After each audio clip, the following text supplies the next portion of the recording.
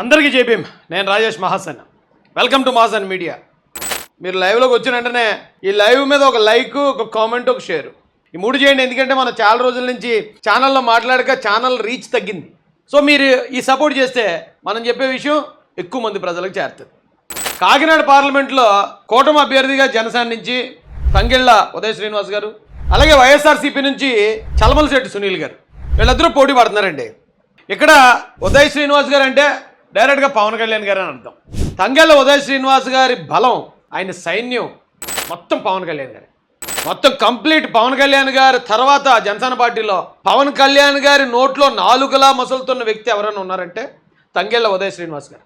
ఇక ఈయన వెనకాతల మరొక అద్భుతమైన శక్తి ఉందండి, అద్భుతమైన బలం. అది మామూలు బలం కాదండి. టన్ టన్ టన్ టన్ మ్యూజిక్ రావాలా? చంద్రబాబు నాయుడు గారు.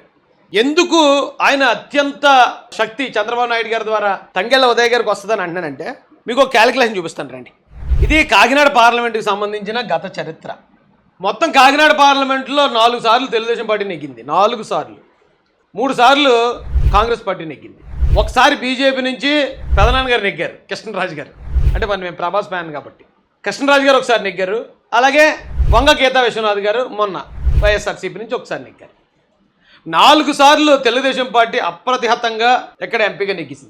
అలాంటి తెలుగుదేశం పార్టీ ఈ రోజున తంగెళ్ళ ఉదయ్ శ్రీనివాస్ గారికి తోడుగా ఉంది. 2019లో టీడీపీ నుంచి ఇదే చలమలశెట్టి సునీల్ గారు పోటీ చేశారు. ఈయన పోటీ చేస్తే వైఎస్ఆర్సీపీ క్యాండిడేట్ అయిన వంగ గీతా విశ్వనాథ్ గారి చేతిలో కేవలం 25,000 ఓట్ల తేడాతో ఓడిపోయాడు. అది పార్లమెంట్ నియోజకవర్గం అంటే లక్షల్లో ఉంటుందండి మెజార్టీ చాలా చోట్ల. ఇక్కడ కేవలం 25,000 ఓట్ల తేడాతో చలమలశెట్టి సునీల్ గారు 2వ స్థానానికి వచ్చాడు. అలాగే 2014లో తోట నరసింహం గారి చేతిలో కేవలం 3,500 ఓట్ల తేడాతో ఓడిపోయాడు. కేవలం 3,500. అప్పుడు కూడా చలమలశెట్టి సునీల్ గారు 2nd ప్లేస్లో ఉన్నారు.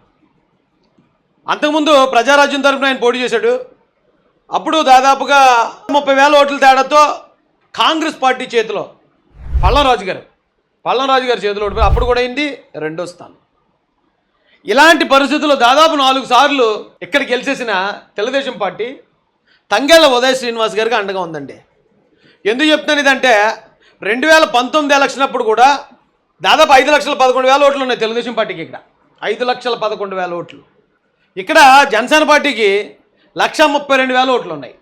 1,32,000 ఓట్లు. 5,11,000 ప్లస్ 1,32,000 అంటే 6,42,000 ఓట్లు. ఇక్కడ వైఎస్ఆర్సీపీకి అంత పెద్ద గాల్లో వచ్చిన ఓట్లు 5,37,000. ఆ రోజు వీళ్ళిద్దరూ కలిసి పోటీ చేస్తే ఆ రోజే నెగ్గారు. ఆ రోజే సీట్ అయితే తెలుగుదేశం జనసేన కూటమిదే. బీజేపీ గురించి మనం మాట్లాడుకోవాలంటే 9,000 ఓట్లు ఉన్నాయి అంతే. మొత్తం ఇక్కడ 12 లక్షల చిల్లర ఓట్లు ఉంటే కేవలం 9,000 ఓట్లు మాత్రమే బీజేపీ. సో బీజేపీ ఓటింగ్ ఇక్కడ ఏం ప్రభావం చూపించదు.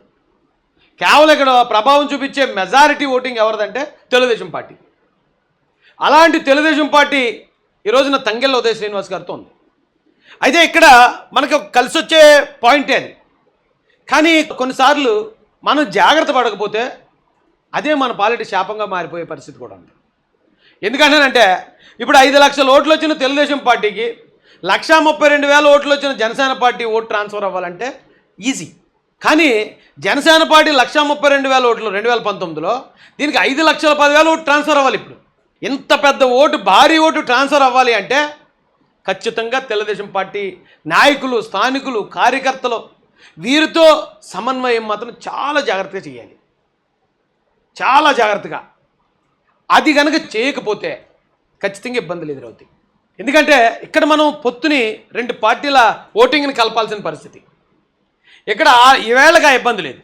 వాళ్ళ ఓటింగ్ వాళ్ళకు ఉంది, ఈయన మీద ఈయనకి కొంచెం సానుభూతి ఉంది, 3 సార్లు ఓడిపోయాడని. ముఖ్యంగా ఎవరికి శత్రువు కాదు మెయిన్ ఈయన. ఇప్పుడు ఒక ద్వారంపూడి చంద్రశేఖర్ రెడ్డి లాగో, ఒక జక్కంపూడి లాగో, ఒక అనంతబాబు లాగో ఇక్కడ ఏమైనా డ్రాబ్యాక్లు ఏమైనా ఉన్నాయనుకోండి, అది కొంచెం మనకు ఉపయోగపడే పరిస్థితి. అవి లేకపోవడం అనేది కూడా ఖచ్చితంగా అది మనకు కొంచెం ఇబ్బందికర పరిస్థితి. ఈ పరిస్థితిలో మనం చేయాల్సిందల్లా కేవలం Telugu Desam party voting as it is transfer చేసుకోవటమే. ఈ ట్రాన్స్ఫర్ చేసుకోవడంలో భాగంగా ఉదయ్ శ్రీనివాస్ గారు కానీ, లేకపోతే స్థానికంగా ఉన్న జనసేన నాయకులు కానీ తెలుగుదేశం పార్టీ నాయకులతో కరెక్ట్గా కోఆర్డినేట్ చేసుకుని తెలుగుదేశం పార్టీ ఎమ్మెల్యే క్యాండిడేట్లతో ఖచ్చితంగా ఒక ఓటు సైకిల్ గుర్తుగా ఇస్తే ఒక ఓటు గ్లాసు గుర్తుకు వేయించాలి. ఈ ఓటు క్రాస్ ఓటింగ్ కూడా ఎంతో కొంచెం కాంప్లికేషన్ అది.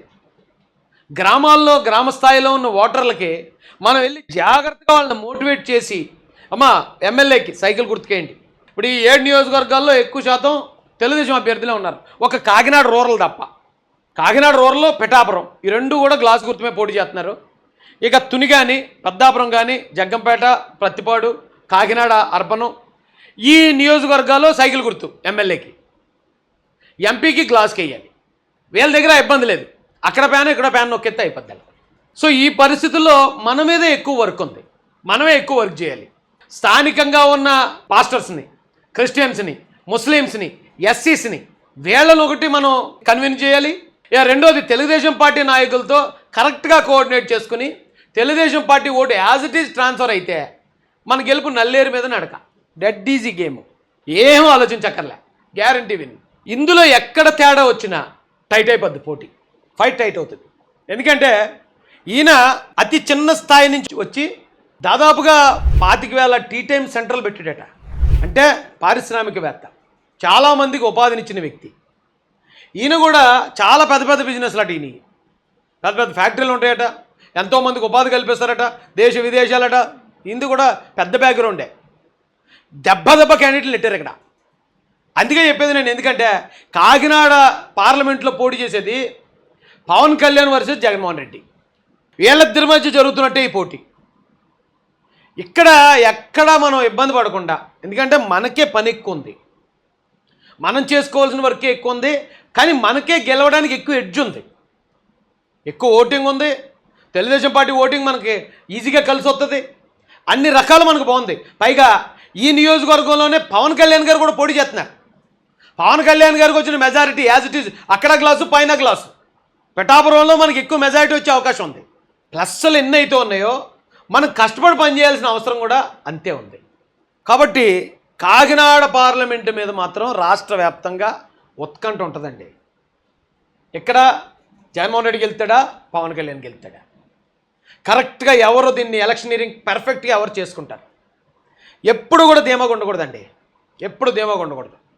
ఆ టీడీపీ వాళ్ళు ఓటు మనకి వేసేస్తారు కదా, లేదా జనసేన ఓటు మనకి వేసేస్తారు కదా అనే ధీమా మాత్రం అస్సలు వద్దు. ఎందుకంటే కింద స్థాయి కార్యకర్తల్లో రేపు గెలిచిన తర్వాత ఒకవేళ పైన ఉన్న క్యాండిడేట్ జనసేన క్యాండిడేట్ అనుకో, ఆ పదవులు మాకు వస్తాయా రాదా అనే ఆందోళన టీడీపీ నాయకుల్లో ఉంది. పైన ఉన్న నాయకుడు టీడీపీ నాయకుడు అనుకోండి, రేపు ఆయన గెలిచిన తర్వాత పదవులు మనకు వస్తాయో రాదో అనే ఆందోళన జనసేన పార్టీ నాయకుల్లో ఉంది. వాళ్ళందరినీ కలిపి కూర్చోబెట్టాం. వాళ్ళందరినీ కలిపి కూర్చోబెట్టి నాకు తెలిసి డోర్ టు డోర్ కూడా తిరగాల్సిన పని లేదు. కరెక్ట్గా ఈ పార్లమెంట్లో ఉన్న నాయకులందరినీ కూర్చోబెట్టి వాళ్ళకి చెప్పాల్సిన విధంగా వాళ్ళు చెప్తే వాళ్ళు వెళ్ళి పని చేసుకొచ్చేస్తారు. ఆ కనెక్షన్ కలపడమే కరెక్ట్గా కలపాల. కరెక్ట్గా కలిపితే మాత్రం మన ఇంట్లో కూర్చుంటే బల్బు వెలిగద్ది.